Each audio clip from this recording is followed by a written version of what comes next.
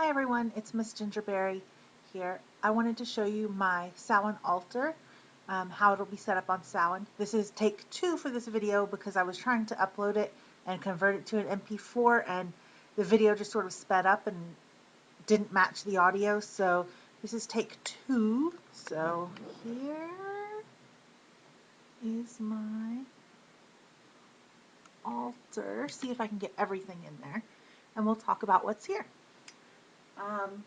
First of all, I have a little bit of a different setup because my ritual is a little different than a typical Wiccan Samhain, uh, but only in a few regards. I mean, it's still the same meaning, pretty much. So this is my goddess candle.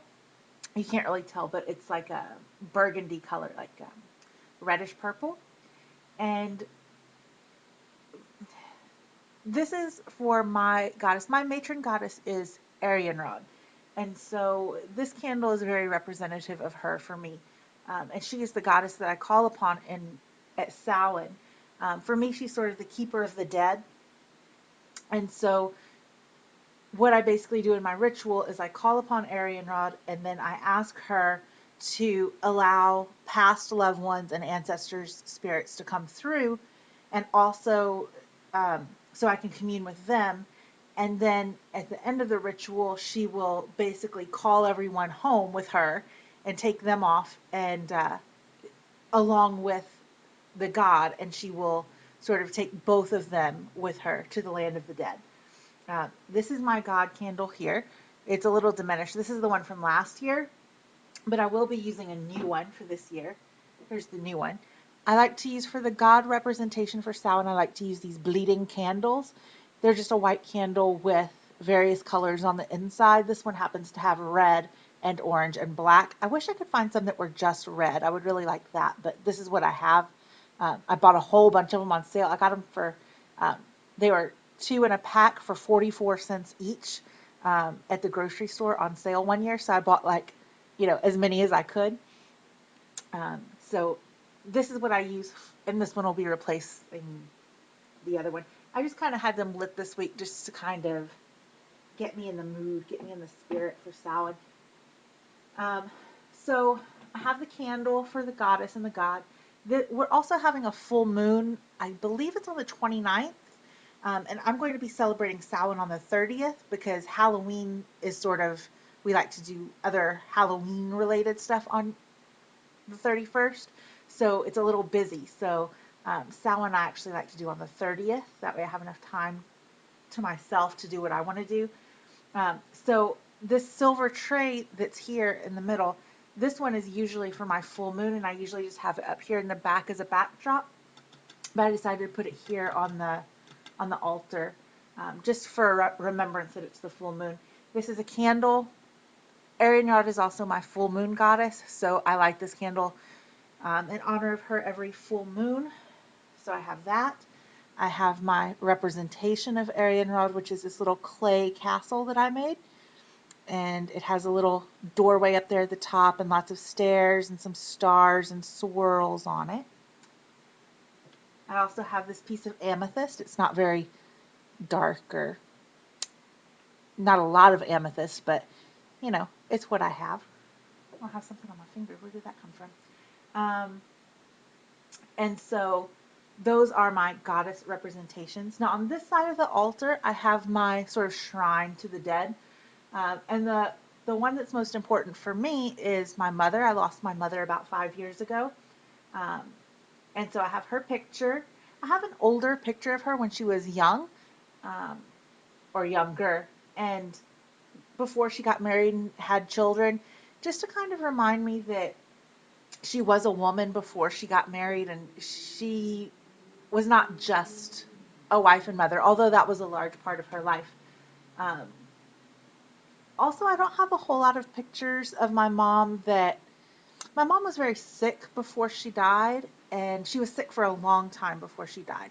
But I didn't necessarily know it. And so when I look back at the pictures that I have of her, I didn't think she looked sick at the time that I took the pictures, but now looking back at them, I think she looks a little sick, and I can tell that something was wrong with her. And so I don't like to use those pictures. I would rather use this picture here that I actually have of her. I stole that from my family stash.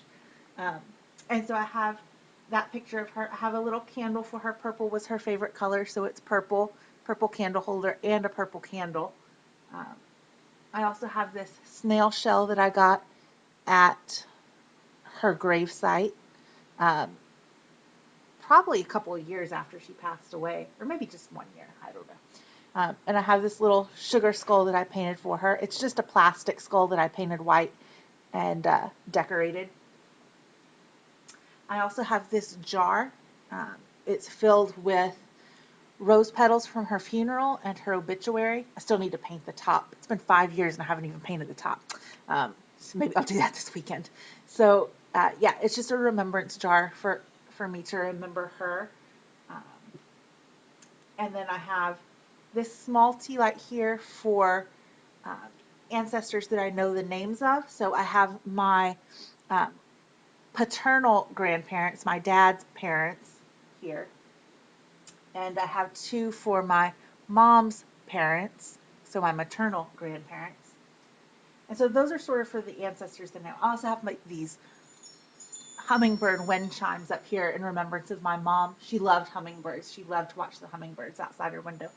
Um, And then here on this silver tray, I have some more tea lights for ancestors that I don't know, family ancestors, spiritual ancestors, people who have passed that I don't know, just to sort of remember that, there is a lot of death in life, but also a lot of rebirth. Now, I do plan on putting some salt down on this tray. I've seen a couple of videos where these little tea lights can get really hot and sort of burn through the metal tin that they're in, which is scary. That's never happened to me personally, but I've seen enough videos on it to be scared.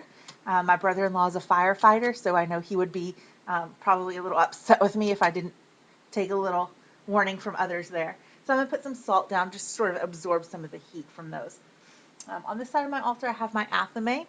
I don't usually use my athame for casting a circle, especially for SBAT rituals, but I like to use the athame for Samhain because there's a lot of spirits floating around, and the athame is just sort of more protective energy for me, and I can make sure that I'm really protected from anything, any kind of spirits that might wish to come into my circle. I also have some more little decorated skulls here just for you know, various spirits. I also have the apple. I'm going to be cutting the apple and using it for the simple feast during my Samhain ritual. But it's out now just as a decoration. I have my chalice. And then here I have on this tray, I don't know if you can see, I'm going to try and pick you up. I hope I don't shake you too much. Okay.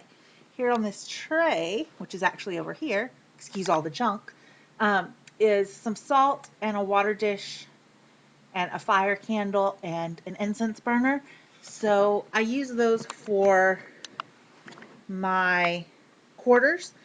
So I just sort of take each one and place them at the four quarters and call them in that way. So this tray doesn't stay on my altar during the actual ritual. It gets removed and they get placed around around the quarters. So yeah, that's my Samhain altar. Now I will be taking off the full moon stuff. I just wanted to put it up to show you, to remind you also that we're going to have a full moon that sort of coincides with Samhain. So, um, you know, just to sort of as a reminder to yourself and me, I'm going to take it down, and but everything else will stay up except for the candle, the castle, and the tray, and everything else will stay up. And I'll put back my regular altar stuff on this altar just to help me get in the spirit for the season. I've been kind of having problems getting into the spirit of Samhain, which is odd for me. Usually, it's a big one. It's a big holiday. So, um, yeah, that's my Samhain altar. I look forward to hopefully getting this video uploaded ASAP. And yeah, blessed be.